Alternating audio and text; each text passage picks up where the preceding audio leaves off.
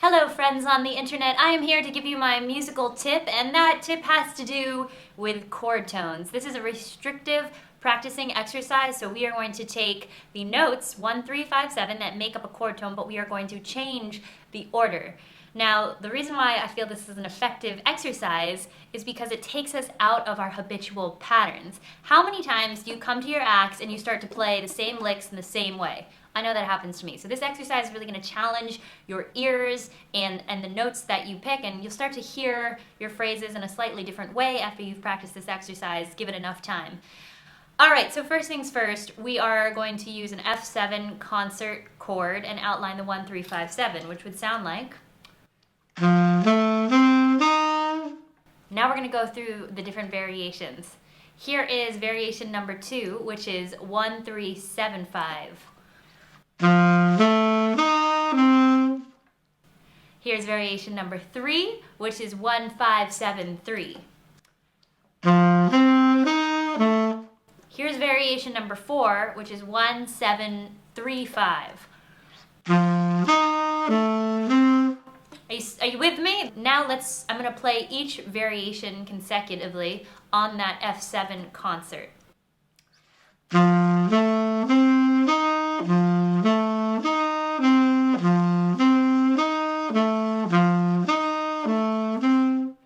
Dig. So some of you might already be noticing that it's kind of making your fingers play in a different order, which is great. That is the whole idea behind this restrictive practicing, and for you to find some new lines while you play your chord tones. So now I'm going to go through a chorus of the blues and I'm going to play those variations consecutively. Now what you'll want to do as you get comfy with this exercise is you want to start to swap around the variations. So you might want to do variation 1, variation 3, variation 2, variation 4. And right now I'm going to play it pretty straight, rhythm-wise, but you want to get to the place where you're actually just improvising different rhythms as you use these variations. So let's give it a go.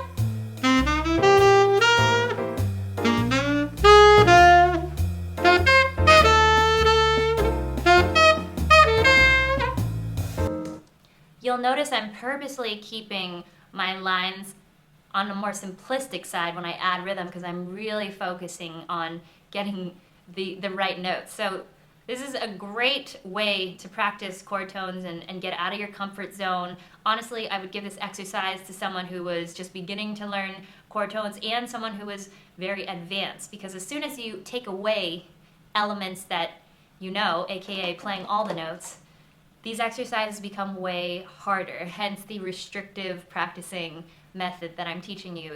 I'm going to quickly do a little analogy. When you go to the gym, you're going to use weights and resistance bands to up your strength, right? So we're in the saxophone gym right now, and we're adding on more resistance, more weight to keep challenging ourselves, which is how you know that you're doing a great job in the practice room. You shouldn't sound good in the practice room. You shouldn't just be playing the things you know. You really want to get in there and practice things that you might be tripping up on, practice things that you might have to take an extra second to really think about. So again, whether you're beginning on your music journey or you're super advanced, try this out, take away a bunch of notes, and good luck with it. Have a lot of fun with these chord tones. I hope it brings a lot of new musical ideas. Thanks for having me today, Jazz Memes, and sending my very best to all of you.